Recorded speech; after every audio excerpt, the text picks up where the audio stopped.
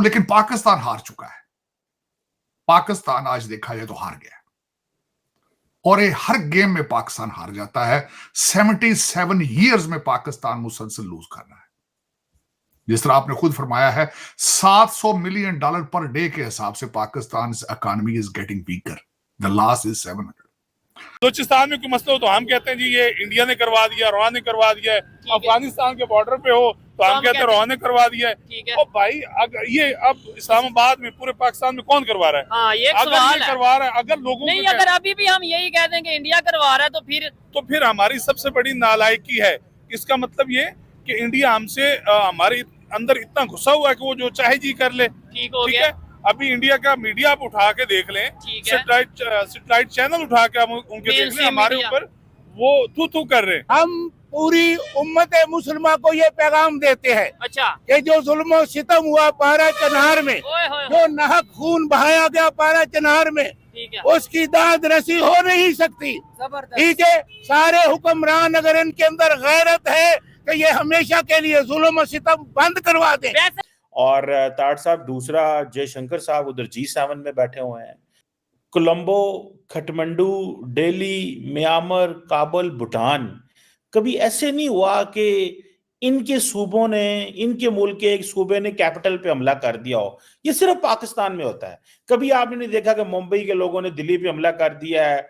जो अफगानिस्तान के अंदर जो है कभी काबुल पे हमला हो गया हो, जो है वो नेपाल के अंदर ऐसे हो गई। ये सिर्फ हमारे यहाँ ही ऐसे होता है। मुझे तो कोई इसकी समझ नहीं आ रही। पाकिस्तान सा अलमिया इससे बड़ा क्या हो सकता है कि जो हमारे जवान बॉर्डर पे लड़ते हैं उनको गधों पे लाद के लाया जाता है, और जो गधे हैं ना उनको जट प्यारों पे बिठा के बाहर के मुल्क में भेजा जाता है। हमने सारी जिंदगी नारा लगाया है कि हम कश्मीर को आजाद करवाएंगे। इंडिया से कश्मीर आजाद करवाएंगे। इंडिया से कश्मीर को आजाद करवाएंगे। आज बल्कि कश्मीरी हम पर हंस रहे हैं। ठीक है, वो ये कह रहे हैं कि हमें ये आजाद करवाने वाले आज खुद दलदल में फंसे हुए हैं। ये तो खुद आजाद नहीं, ये तो खुद गुलाम है। वो हमें बल्कि आजाद करवाने का सोच रहे हैं कश्मीरी। जो कंटेनर जिन पे तिजारत होनी थी, उन्हीं कंटेनर को रख के तिजारत बंद कर दी गई है। उनकी हुकूमत ठीक है। तो आप देखो ना कि मोदी कब से रुका हुआ है, तकरीबन 10-11 साल हो गए वो एक ही कर रहा है। हमारे यहाँ आ रहे जा रहे हैं जैसे धर्मशाला बना हुआ है। हेलो दोस्तों, जैसा कि आपने हाईलाइट में देखा, विदेश मंत्री एस जयशंकर ने एक्स पर पोस्ट लिखा कि रोम के भारतीय दूतावास के नए कार्यालय का उद्घाटन करते हुए प्रसन्नता हो रही है। भारत इटली की साझेदारी के निरंतर विस्तार के अनुकूल इससे हमें इटली और भारतीय समुदाय की बेहतर सेवा करने में भी मदद मिलेगी। भारत और इटली के वैश्विक विचारों में एक रूपता है। विदेश मंत्री एस जयशंकर ने रविवार को रोम को भारतीय दूतावास के नए कार्यालय का उद्घाटन किया। उन्होंने कहा कि भारतीय और इटली के संबंध काफी मजबूत है। यूरोप में दोनों देशों के महत्वपूर्ण सहयोग और भूमध्य सागर क्षेत्रों में प्रमुख कलत साझेदारी। जयशंकर के 3 दिवसीय यात्रा पर रविवार को सुबह इटली के रोम पहुंचेंगे। जयशंकर ने कहा कि दोनों देशों के बीच लगातार विभिन्न मुद्दों पर और एक बातचीत द्विपक्षीय संबंध में गहराई और विस्तार का संकेत है। तो दोस्तों चलिए देखते हैं कि पाक मीडिया इस पर क्या रिएक्शन देता है और उनका क्या कहना है इस वीडियो के बारे में। लेकिन पाकिस्तान हार चुका है। पाकिस्तान आज देखा जाए तो हार गया और ये हर गेम में पाकिस्तान हार जाता है। 77 ईयर्स में पाकिस्तान मुसलसल लूज कर रहा है। जिस तरह आपने खुद फरमाया है, $700 मिलियन पर डे के हिसाब से Pakistan economy is getting weaker. The loss is 700। Cheema साहब, इस्लामाबाद के आसपास चारों तरफ से हमला किया गया था और बदनसीबी इस मुल्क की, मैं अगर आज मुझे नजर आया 2 चीजों का मैं जरा कंपैरिजन करना चाहूंगा। पाकिस्तान के पहले भी हमले पाकिस्तान से इसी साइड से होते रहे।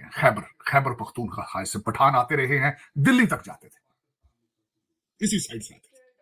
आज युद्ध जो एक मकाम आज हुआ है वो मुझे याद आया है और मेरा दिल जख्मी हो गया उसमें कि उमर अयूब साहब अपना जुलूस लेकर 3000 लोगों के साथ उन्होंने हमला करने की कोशिश की, पहाड़ों से उतरे, टेक्सला के करीब रोका गया। जब टेक्सला शहर का नाम आता है मुझसे रुका नहीं जाता। टेक्सला यूनिवर्सिटी याद आती है कि जो एक सिविलाइजेशन का एक बहुत बड़ा इंस्टीट्यूशन था। इंडिया का नाम कहां से निकला था? इंडस वैली से।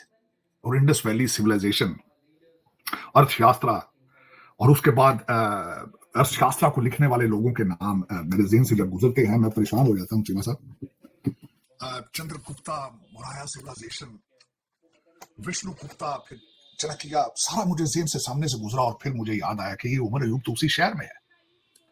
टेक्सला में इस वक्त लड़ाई जारी है। आंसू गैस के शेल इतने चल रहे हैं वहां पे, कहते हैं कि चेहरा पहचाना नहीं जाता। सर मैं लोगों को तबलीग करता हूँ हक की। अच्छा, जबरदस्त। फिर ये जरा जितनी आवाम खड़ी है बल्कि पूरे पाकिस्तान को जरा तबलीग करें, अवेयरनेस दें, क्या वजह समझते हैं जो पाकिस्तान की सूरत हाल है, जिम्मेदार कौन है? जिम्मेदार हुकूमत है और फौज है। अच्छा जी, तो ये बेहतर कैसे होगा? बेहतर ये होगा कि जब हुकूमत और फौज कौम की सोच फिक्र ठीक है। जेनों में रख के काम करेंगे, पाकिस्तान को इनको रिलीफ देंगे, इनका हक इनको देंगे, जुल्म सितम खत्म करेंगे। अब इस महीने में भी 19 हजार बिल आ रहा है, कहाँ से देंगे? जो बंदा 20,000 दे रहा है, 35,000 बिल दे रहा है, वो कहाँ से पूरा करेगा? ठीक है, जैसे ये भाई ने बोला 1200 इन्होंने कमाया और 30,000 ये बिल्कुल रह गया मसला कि इन्होंने अवाम के ऊपर इतना बोझ डाल दिया है, ठीक है। ना इनके अंदर शर्म है, ना हया है, ना फिक्र है। ठीक है। इस्लाम ये इजाजत नहीं देता कि किसी के ऊपर जुल्म सितम करो। है। इन्होंने नहीं, तो जुल्म सितम का बाजार ही गर्म कर रखा है। हम कहते हैं हमें तो सारा शुरू से बताया गया कि कश्मीर आजाद करवाना है, कश्मीर आजाद करवाना है। आज सब ड्रामेबाजी है, हाँ, कश्मीरी आज हमारे बारे में क्या सोच रहे होंगे? सब ड्रामेबाजी है। हमारे मुल्क में जो जुल्म हो रहा है कहीं भी नहीं हो रहा। अच्छा। और वो कर रही है तो फौज कर रही है तो आर्मी कर रही है तो रेंजर कर रही है तो पुलिस कर रही है। मैं बिल्कुल सही बात कर रहा हूँ। अगर आर्मी चाहे तो ये जुल्म सितम बंद हो सकता है। 12 चिनार में इतने लोग कत्ल हुए, 12 चिनार में इतने लोग कत्ल हुए, आर्मी कहाँ थी, रेंजर कहाँ थी, पुलिस कहाँ थी, फौज कहाँ थी, ये लोग कहाँ थे? ये पूरे मुल्क का निजाम कैसे चलाएंगे जो एक मुख्तसर सा इलाका जो है उसको कवर नहीं कर सके?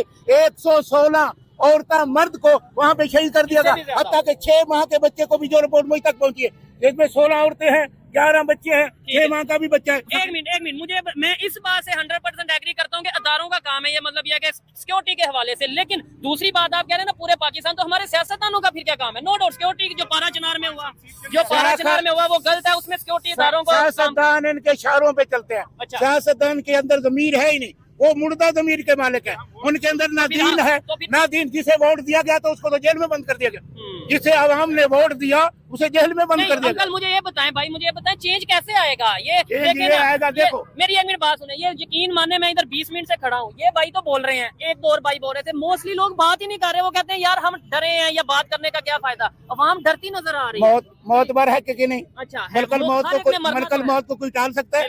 मलकल मौत सबके घर आएगा, बारो बारी आएगा। मौत एक दिन आनी। हक बयान करो, सच बोलो, हक बोलो, सच बोलो, कुरान की फरमाबरदारी में बोलो, इस्लाम की फरमाबरदारी में बोलो, पाकिस्तान के हक में बोलो।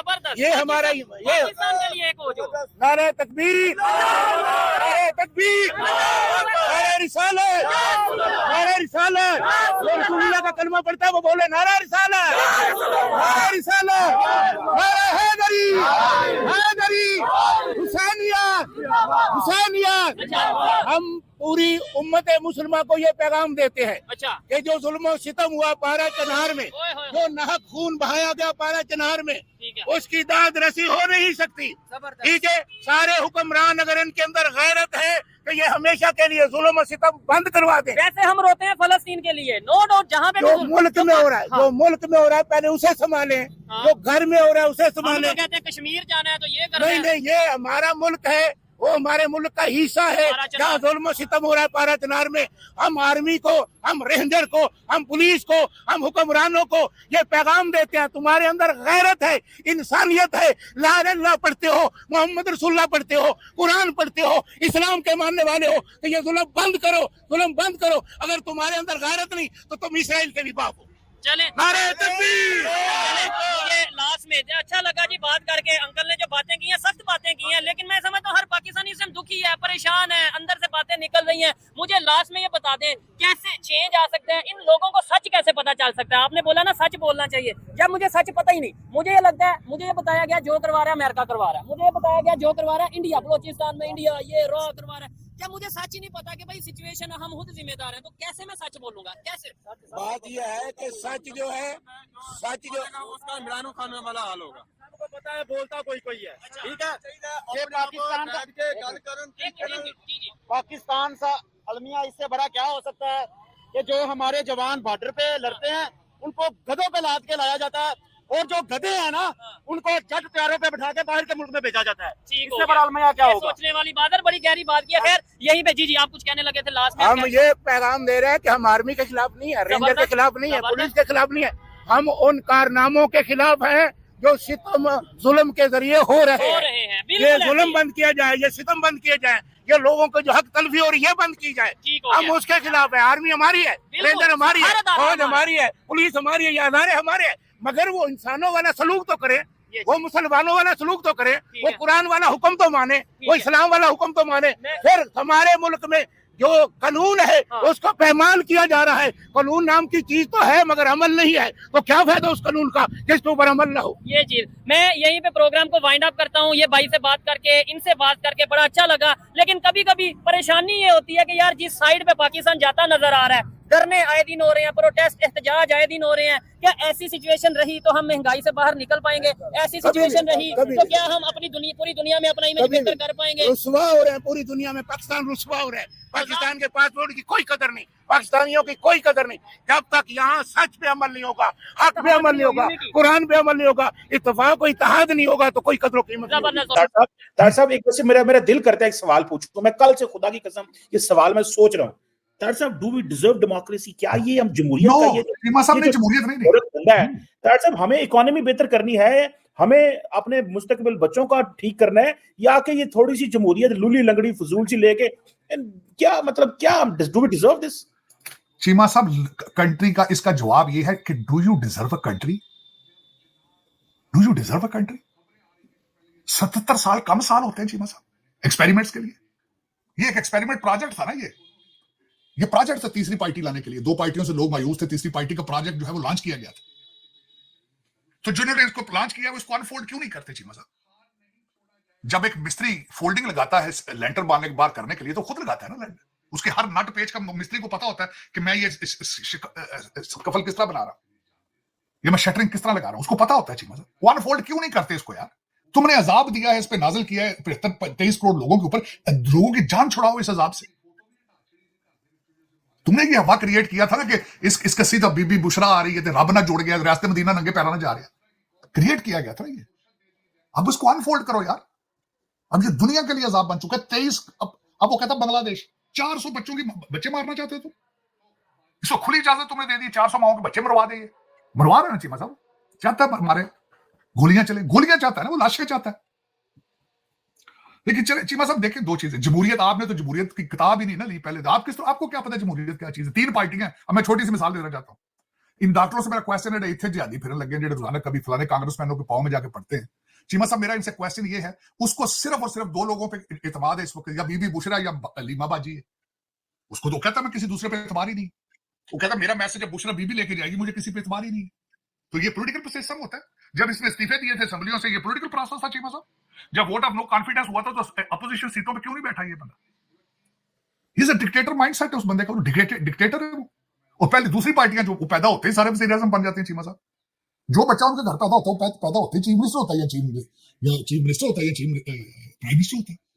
ये जमहूरियत आपने तो किताब नहीं खरीदी जमहूरियत की, आपको डेमोक्रेसी की तो स्पेलिंग ही नहीं पता। आपकी तो हर पार्टी एस्टैब्लिशमेंट ने क्रिएट की है चीमा साहब, आपको क्या पता डेमोक्रेसी क्या चीज होती है? हाँ, मैंने आज एक ट्वीट की और वो पढ़िएगा जरा। आज से 2-3 दिन पहले वॉशिंगटन पोस्ट में एक रिपब्लिकन कांग्रेसमैन है, उसकी तस्वीर है, अपनी बेड फोल्ड कर रहा है अपने ऑफिस से। वो कहता है कि जब मैं यहां आता हूं, I can't afford an apartment and I sleep in my office at the Capitol Hill. Cheema साहब, जमहूरियत से यहां भी जमहूरियत खतरे में है, लेकिन अभी इतनी खत्म नहीं हुई। तो दोस्तों, जैसा कि आपने वीडियो में देखा, उन्होंने एक्सपर्ट पोस्ट लिखा कि रोम में भारतीय दूतावास के नए कार्यालय का उद्घाटन करते प्रसन्नता हो रही है कि यह भारतीय इटली की साझेदारी निरंतर विस्तार के अनुकूल है। इससे हमें इटली में भारतीय समुदाय को बेहतर सेवा करने में भी मदद मिलेगी। जयशंकर ने कहा कि भारत और इटली के वैश्विक विचारों को एकरूपता, वैश्विक और क्षेत्रीय मुद्दों पर हमारे प्रयास तालमेल है। हमारे द्विपक्षीय संबंधों के विकास करने के लिए एक नया उत्साह है। यूरोप इटली के साथ भारत की बढ़ती भागीदारी को नई दिल्ली के प्रभावशील यूरोपियों को मध्य सागर के देश के रूप में देखता है। यह दोनों देशों को मजबूत करती है। उन्होंने ब्राजील में प्रधानमंत्री नरेंद्र मोदी और इटली के प्रधानमंत्री जॉर्जिया मेलोनी के साथ हुई बातचीत को लेकर कहा कि दोनों प्रधानमंत्रियों के बीच नियत संवाद और बैठक द्विपक्षीय संबंधों को बढ़ाने में सहायक रहेगी। इससे उन्होंने नई ऊर्जा मिली है। हमारे संबंधों साझा मूल आधारित है, लेकिन कुछ इतिहास पर आधारित है। दोनों देशों पर सभ्यताएं पुरानी, हमारी संस्कृति, हमारी परंपरा, हमारी विरासत, हमारी पारंपरिक कथाओं समृद्ध है और हम कई विशेषताओं के साझा करते हैं।